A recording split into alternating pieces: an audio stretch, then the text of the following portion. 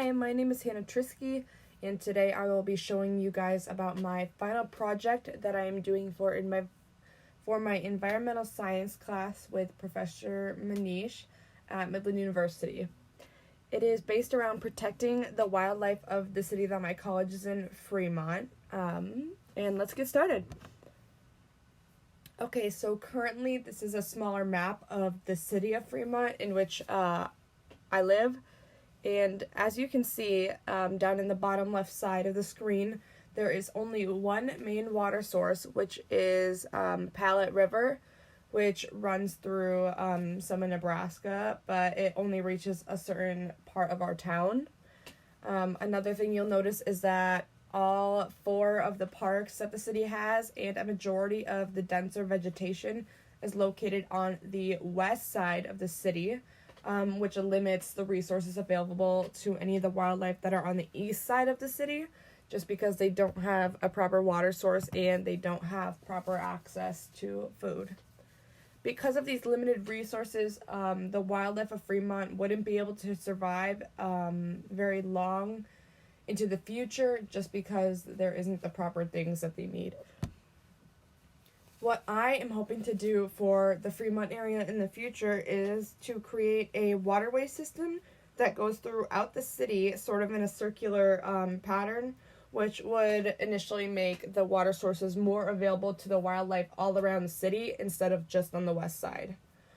Along the waterway system, I was hoping to also create a trail that would run throughout the city, just alongside the waterway, sort of like a path. And it would allow people to get more exercise, and they'd also be able to view nature from a distance. Another thing I was hoping to do was plant more vegetation and shrubs just throughout the city. And I was also hoping to add some gardens to create not only local food for us, but also for the wildlife, because it increases their food sources and habitat.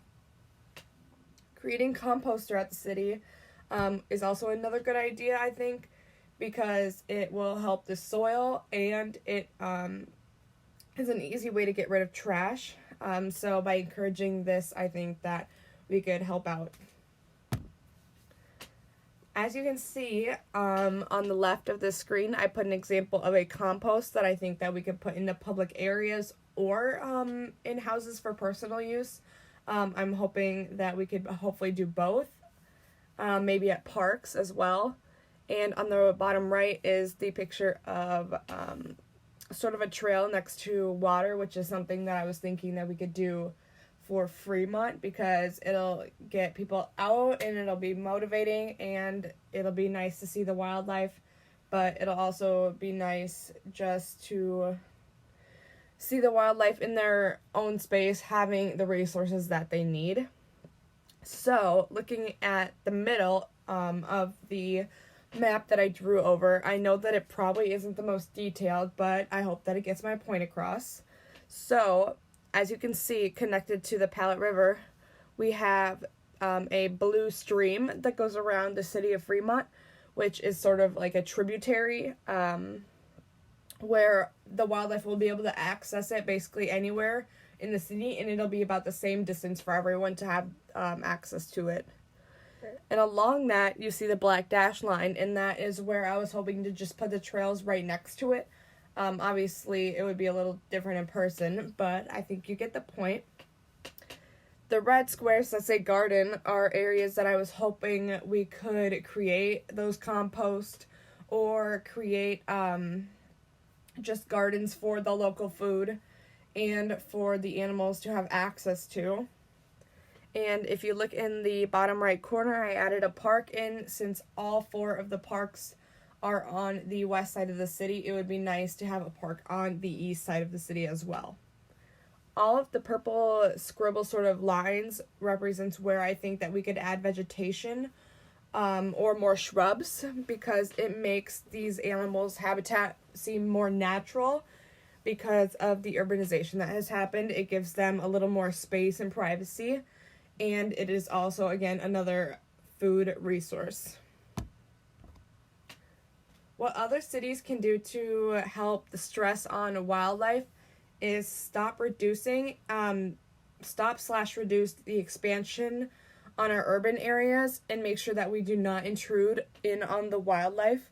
A benefit of this is that it gives the wildlife more space and it makes their lives more normal. Like I mentioned in the last slide, it helps their lives feel a little more natural and seem like we aren't just going to take over all of their land, because the more we do urbanize out and expand the land, the less habitat that they have. We're just taking it away.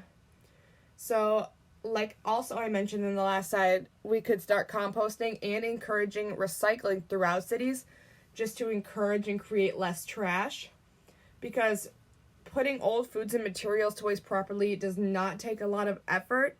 It's, very simple as putting your garbage and your banana peels in a little spot in your backyard, or bringing it to a compost, or recycling your water bottles, or just buying a reusable water bottle. A benefit is that in the long run, composting can help the soil to gain nutrients, which will only make all of the plants near that soil healthier. And by recycling and reusing products, it decreases the amount of trash waste that there is and that goes to the landfills, and the emissions that come from that.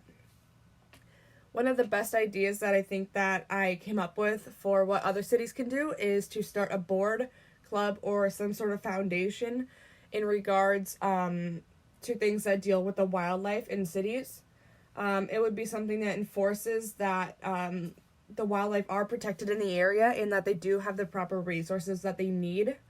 A benefit of this is that it engages the community and really opens people's eyes on things, and it only betters the wildlife. So on my last slide, I decided to add these two images because I feel like they emphasize the whole point of this project very well. On the left, it talks about raising awareness just for the decline in wildlife species and just the issues that animals don't have the correct resources in their communities and just around the world in general. It's also important to spread more awareness and inspire the youth, like it shows on the middle penguin picture. It's important that kids get to know about this and that there are classes or things that they can go and participate in to be aware of it.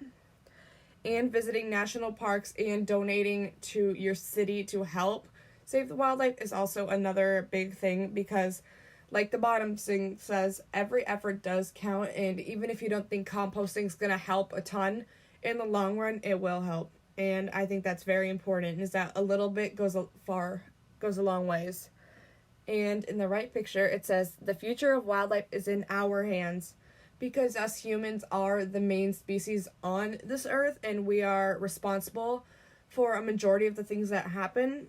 It is our responsibility to make sure that these species and wildlife are being taken care of and that they do have the proper resources in order to survive, because we rely on them for a lot of things just like they rely on us, and we need to be respectful of them.